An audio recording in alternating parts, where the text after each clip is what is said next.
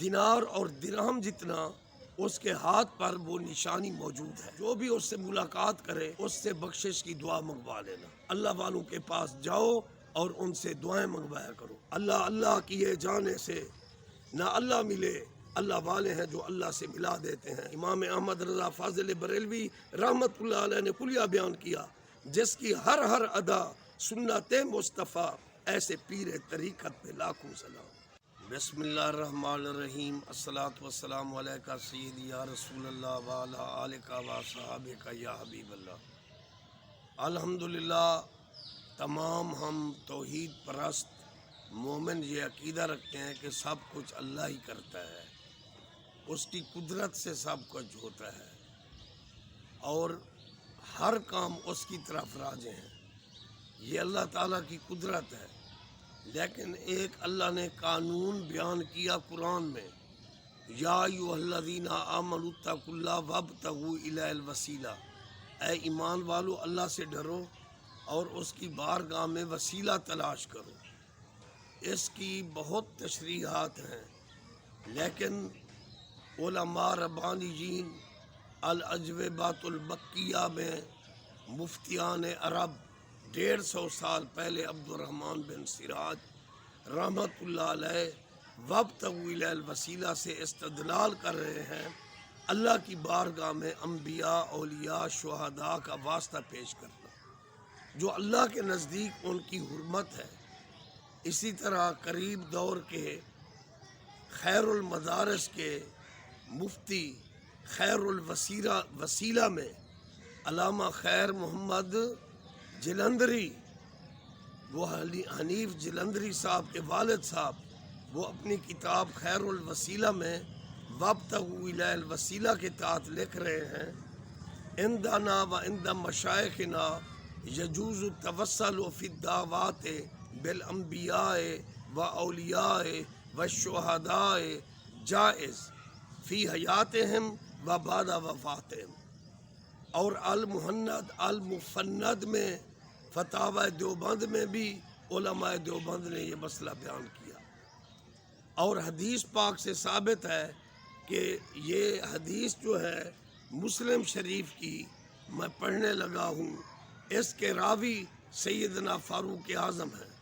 وہ فاروق اعظم جو اگر کسی صحابی سے حدیث بھی سماعت فرماتے تھے تو اس صحابی کو فرماتے تھے کہ گواہ پیش کرو،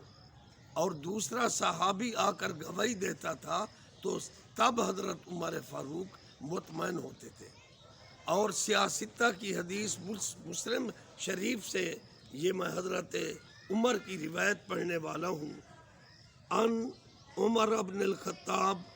انہ رسول اللہ صلی اللہ علیہ وآلہ وسلم قال ان رجلا یاتیکم من الیمن یقال له اویس لا یدع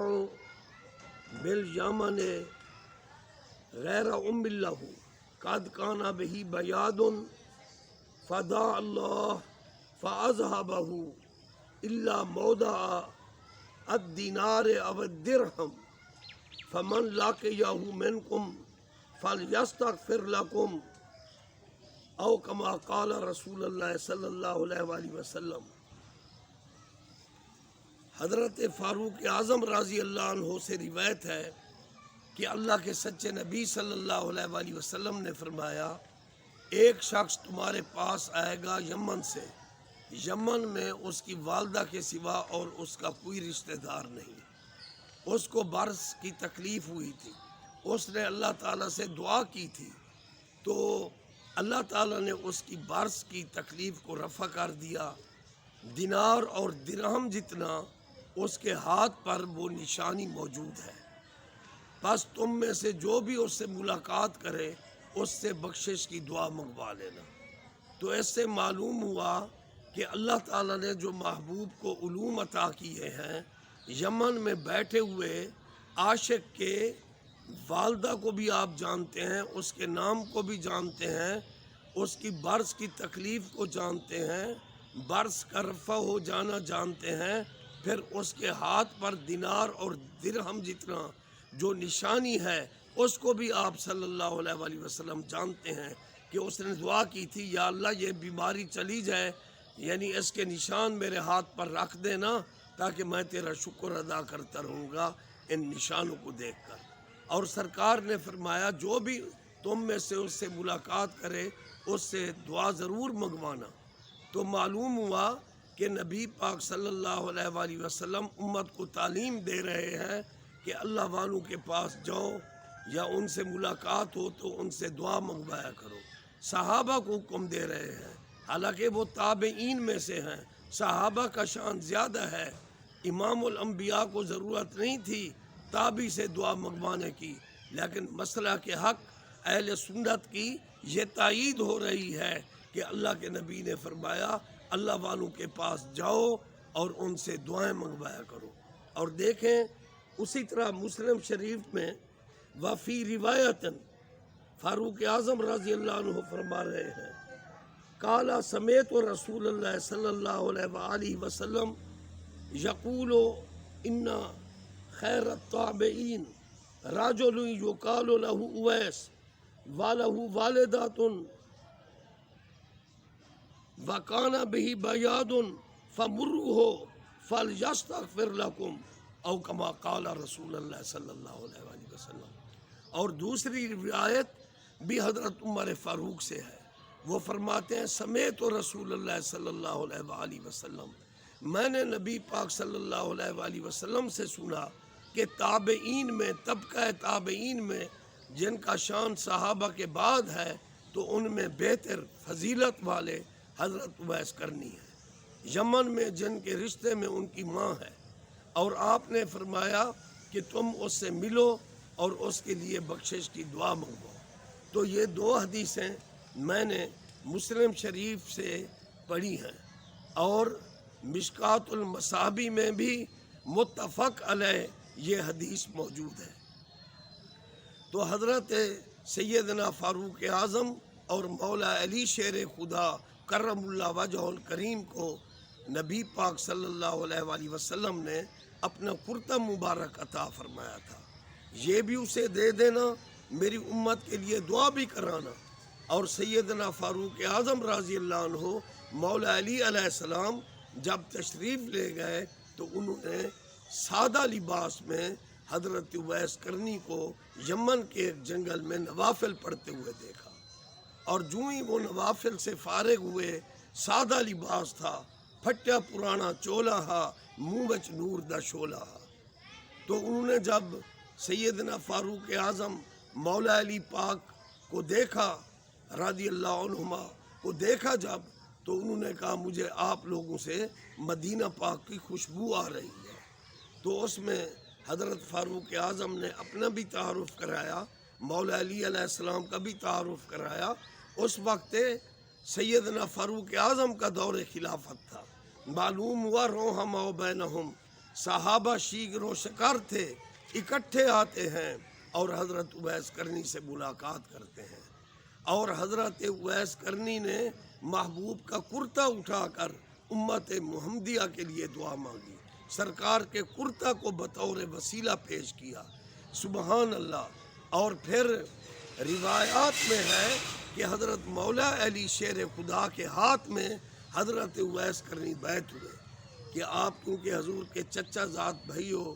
آپ کے حق میں نبی پاک نے فرمایا لحموں کا لامی، جسموں کا جسمی، دموں کا دمی، ایک صورت کی دو ہے مرتیہ، ایک محمد ایک علی۔ سبحان اللہ، میں صحابہ کرام کا بھی نوکر ہوں اور فاروق اعظم کی میں نے روایت پیش کی ہے، لیکن سبحان اللہ ولایت کے چشمے مولا علی سے جاری ہوئے، اور جو اویسی سلسلہ حضرت اویس کرنی کا چلا ہے وہ مولا علی کے مرید ہیں، مولا علی سے خلافت پائی ہیں، اور سلسلہ اویسہ ان سے چلا، سبحان اللہ۔ تو اس احادیث کی روشنی میں ثابت ہوا کہ اللہ اللہ کیے جانے سے نہ اللہ ملے، اللہ والے ہیں جو اللہ سے ملا دیتے ہیں، ان کی دعاؤں سے مصیبتیں ٹلتی ہیں، اللہ تعالیٰ کا کرم اور فضل ہوتا ہے۔ دعا ہے کہ اللہ تعالیٰ ہمیں اپنے پیاروں کی زیارت کرنے کا اور ان سے دعائیں منگوانے کا، فیض حاصل کرنے کا، فیوزات حاصل کرنے کا اللہ تعالیٰ بارہا ہمیں شرف نصیب فرمائے۔ اللہ اللہ کیے جانے سے نہ اللہ ملے، اللہ والے ہیں جو اللہ سے ملا دیتے ہیں۔ اللہ اللہ کیا مزہ مرشد کے مے خانے میں ہے، اللہ اللہ کیا مزہ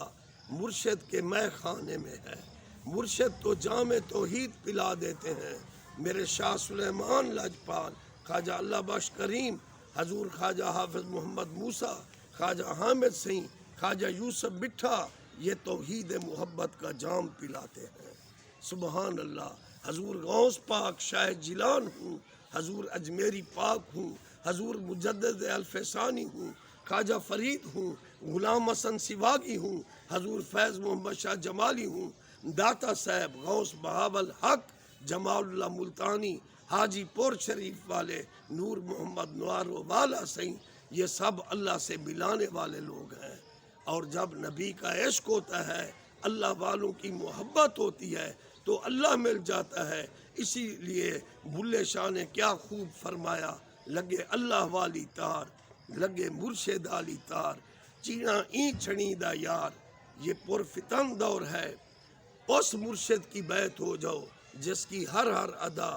امام احمد رضا فاضل بریلوی رحمت اللہ علیہ نے کلیہ بیان کیا، جس کی ہر ہر ادا سنت مصطفیٰ، ایسے پیر طریقت پہ لاکھوں سلام۔ لگے اللہ والی تار، لگے مرشد والی تار، چینا این چھڑیدہ یار، اور ہاتھ کار دو دل یار دو، خاموش فرید اسرار کنوں، چپ بےہودہ گفتار کنوں، پر غافل نہ تھی یار کنوں، ایو لا ریبی فرمان آیا، مرشد جام پلاتا ہے توحید کا۔ جب اس جام کی لذت ہوتی ہے، دل اور زبان سے جاری ہوتا ہے، اللہ اللہ اللہ اللہ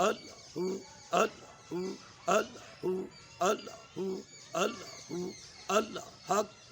حق حق حق حق، سبحان اللہ۔ الصلاۃ والسلام علیکہ سیدی یا رسول اللہ بالا آلکہ و صحابہ کا یا حبیب اللہ۔ اللہ تعالی ہمیں برائیوں سے بچائے، یہ آفتیں ٹال دے۔ جتنا ہم اللہ کا ذکر کریں گے، ہم قرآن پڑھیں گے، ہم حدیث پاک کا مطالعہ کریں گے اور اللہ اللہ کریں گے، درود و سلام پڑھیں گے، استغفار پڑھیں گے، یہ ہماری مصیبتیں ٹال جائیں گی۔ اللہ میرے بچوں کو اور تمام مسلمانوں کی اولادوں کو اللہ تعالیٰ اپنی خاص قربت عطا فرمائے۔ اللہ اللہ حق